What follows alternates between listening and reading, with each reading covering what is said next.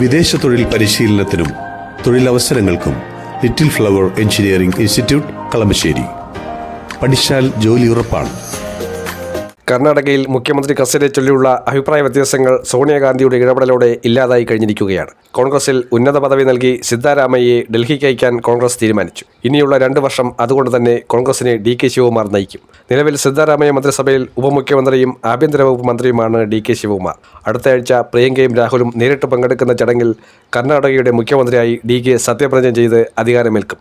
High command DK ശിവകുമാറിന് അനുകൂലമായ നിലപാടെടുത്തതോടെ സിദ്ധാരാമയ്യ മുഖ്യമന്ത്രി സ്ഥാനമൊഴിയാൻ തീരുമാനിക്കുകയായിരുന്നു. എന്നാൽ സ്ഥാനമൊഴിയുന്നതിന് മുന്നോടിയായി സിദ്ധാരാമയ്യ സമ്മർദ്ദ തന്ത്രങ്ങളും വിലപേശലുകളും ശക്തമാക്കിയിട്ടുണ്ട്.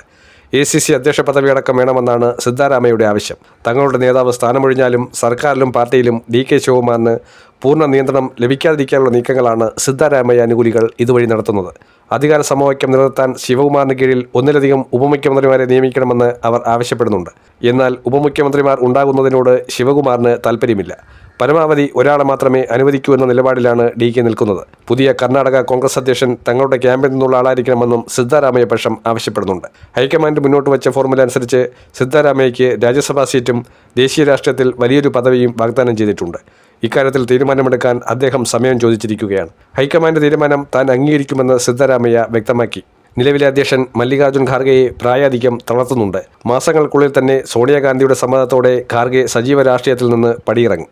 ഈ അവസരം പ്രയോജനപ്പെടുത്താനാണ് സിദ്ധാരാമയ്യയുടെ തീരുമാനം. ഏതായാലും കർണാടകയുടെ തലപ്പത്തേക്ക് വരുന്ന DK ശിവകുമാർ നിസ്സാരക്കാരനല്ല. അമിത്ഷായെപ്പോലും കവച്ചുവയ്ക്കുന്ന രാഷ്ട്രീയ തന്ത്രങ്ങളുടെ ആശാനാണ് DK. 1989 മുതൽ തുടർച്ചയായി 7 വട്ടമാണ് DK MLA ആയി തിരഞ്ഞെടുപ്പിൽ ജയിച്ചു കയറിയത്. ഇതിനിടയിൽ നിരവധി തവണ മന്ത്രിസ്ഥാനവും DK തേടിയെത്തി. നിലവിൽ കനകാപുര നിയോജക മണ്ഡലത്തിൽ നിന്നുള്ള MLA ആയ DK ശിവകുമാർ രാജ്യത്തെ തന്നെ ഏറ്റവും സമ്പന്നരായ രാഷ്ട്രീയ നേതാക്കളിൽ ഒരാളെന്ന പേരും DKയ്ക്കാണ് സ്വന്തമായിട്ടുള്ളത്. 1413 കോടിയോളം രൂപയുടെ സ്വത്തുണ്ടെന്നാണ് 2023 തെരഞ്ഞെടുപ്പിൽ മത്സരിക്കുന്നതിന് മുന്നോടിയായി DK ശിവകുമാർ വെളിപ്പെടുത്തിയത്.